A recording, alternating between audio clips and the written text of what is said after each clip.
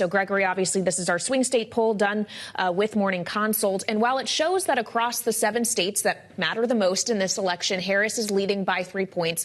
We're within the margin of error here. What is outside the margin of error is the lead Donald Trump still has on the issue of immigration.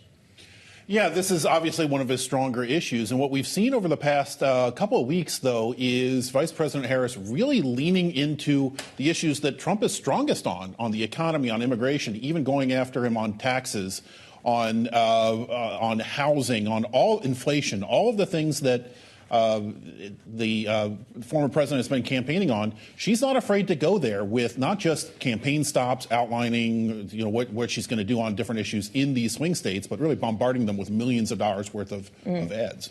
She's cut into that lead that Trump has had on the trust on the economy. Is she able to do that on immigration, or is Trump just too far ahead and then has really owned that issue?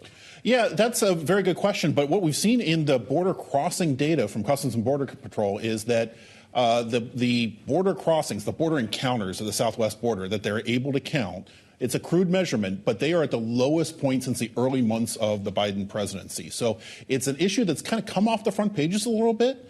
It's come off of the nightly cable TV news shows. It doesn't have quite the energy that it used to have, but it's resurfacing in the presidential debate in terms of Haitian immigrants. Those are legal residents. They get temporary protective status. It's technically a different issue, but Trump is trying to obviously bring all of these under the umbrella of this threat that he sees from people coming in from the United States. This is only Harris's second trip to the border during the presidency. She was supposed to be able to try to work on the root causes of this, which have come down. It is somewhat seasonal, but yeah, this is an issue that she's going to have to kind of figure out how she can't be as tough as Trump is on the border. She's going to have to figure out a more nuanced way to talk about it. Yeah, so as not to alienate some members of her party on this issue as well. To Laura's point on the ground she's been able to gain on the economy, we actually in this poll looked specifically at some of the policy proposals both candidates have put forward. And it's striking that most of the popular ones are actually Harris proposals when it relates to things for the middle class and housing. Yeah, the single most popular one, I should say, is former President Trump's proposal to end taxes on Social Security benefits. 8 in 10 voters like it. 9 in 10 senior voters like it for obvious reasons, right? And then there's his proposals to end taxes on overtime, also popular. But yeah, housing affordability is a big issue. So her proposal to do something about that. But also the biggest thing for her is this grocery price gouging issue. She's been very vague on how her attempts to go after grocery store chains that jack up prices, how exactly is that going to work? But it still resonates with swing state voters quite a bit. They've seen their grocery bills go up 20% or more over the past 4 years.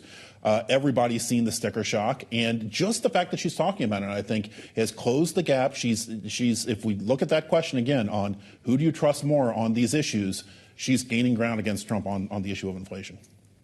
All right, Bloomberg's Gregory Korte, thank you so much. Now, we also have an eye this evening on New York City as Mayor Eric Adams pleads not guilty to federal corruption charges in a Manhattan courtroom today. Here's his lawyer, Alex Spiro, following the proceedings. The mayor entered a plea of not guilty. He's innocent. Second thing that happened in court today is that we let the court know that next week we'll be filing a motion to dismiss. We expect these charges to be dismissed.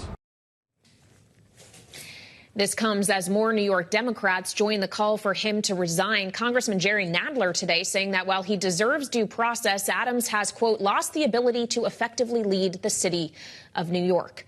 End quote. Let's turn now to Kate Ackley of Bloomberg Government. And Kate, that really speaks to this idea that this isn't just about Eric Adams. It's about what Eric Adams being indicted could do to the electoral chances of other Democrats in New York, a state that could help ultimately decide the balance of power in the House of Representatives. Right. There are some pivotal races for House control in New York, and some are near New York City. So this can be an issue. I've talked to some Republican operatives just today asking, is this going to be something that you message on? Is this going to show up in ads? And, they say that it will, that this is something that they can showcase. They'll have, pictures or videos of, the Democrats being with Mayor Adams trying to just associate them, and also with Governor Kathy Hochul as well, who is not under indictment, but has low poll ratings there, and trying to tie Democrats to some of these issues of corruption or just lack of favorability. So.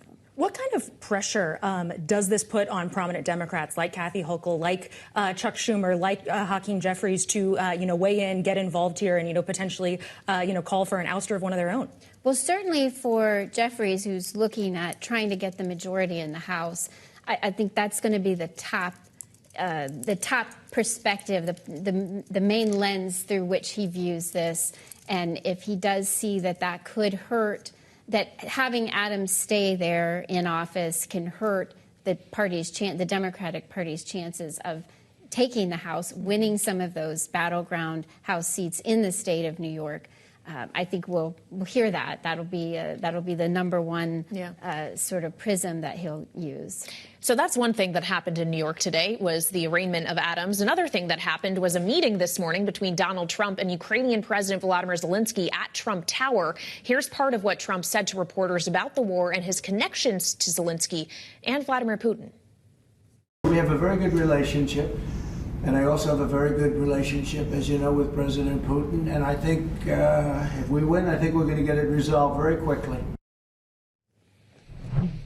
Laura, of course, this meeting with them today follows a bit of a public spat between the two that's played out over the course of the last week, with each criticizing the other. Yeah, so Kate, this has been a very public week of these insults. What does this mean for Zelensky if Trump wins and he has this relationship that goes sour with him? Well, you've seen him basically, both of them tried to make nice today. This was, an in-person meeting, one of the first in a long time.